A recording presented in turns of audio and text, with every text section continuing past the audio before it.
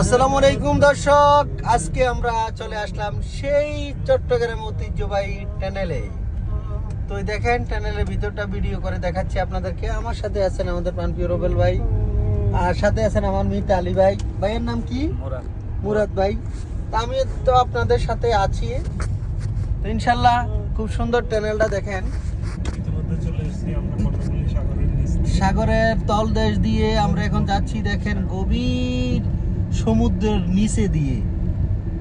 তো খুবই ভালো লাগতেছে। তো আসবেন, বিভিন্ন জেলা থেকে যারা চট্টগ্রাম টানেল ঘুরতে আসেন না আসবেন। এটা হচ্ছে একটা ঐতিহ্যবাহী বাংলাদেশের প্রথম চট্টগ্রাম টানেল। আসলে না আসলে দেখবেন। আর সাথে আমার সাথে কিন্তু একজন বিখ্যাত শিল্পী আছে সিলেটের। তো এই হচ্ছে শিল্পীটা, দেখছেন অসাধারণ গান। ও এখানে কিন্তু এই দেখেন 60 মাইল স্পিড। সবাই একটু খেয়াল রাখবেন, এখানে ভিতরে স্পিড লিমিট দেওয়া আছে 60 মাইল। ইনশাল্লাহ আমাদের গতিও 60-র ভিতরে আছে, আমাদের গতিটাও 60-র ভিতরে আছে দেখেন গাড়ির।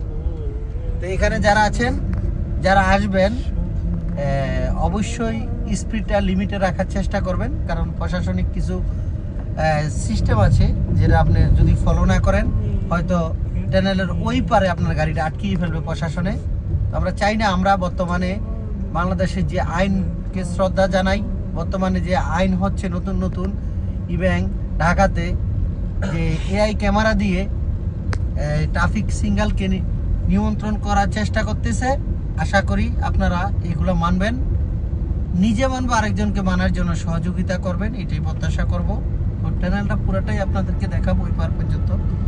সবাই আমাদের সাথেই থাকবে। ভিডিওটা বেশি বেশি শেয়ার করবেন, কারণ আমার পেজে যে ভিডিওগুলো পাওয়া যাচ্ছে সেগুলো সতর্কতামূলক, দিক নির্দেশনামূলক ভিডিও। আপনারা একটু এগুলো শেয়ার করে সকলের মাঝে ছড়িয়ে দিবেন, কারণ এখানে যদি আপনি লিমিট থাকে, স্পিডটা লিমিটে থাকেন, দেখেন দেখেন এখানে বাস কি পরিমাণ স্পিডে চালাচ্ছে। দেখেন দেখেন এরাই হচ্ছে বিভিন্ন দুর্ঘটনা ঘটায়। দেখছেন এই বাসটা, দেখেন এই বাসটা কি পরিমাণ স্পিডে চালাচ্ছে।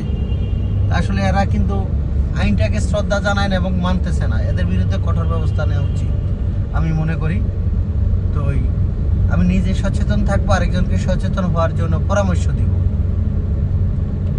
তো আশা করি সবাই বুঝতে পারছেন, কারণ এখানে যখন আপনি স্পিডে গাড়ি চালাবেন তখন কিন্তু হঠাৎ করে ব্রেক করলে পিছনে গাড়ি কন্ট্রোল করতে পারবে না, কারণ এই জায়গাটাই এরকম।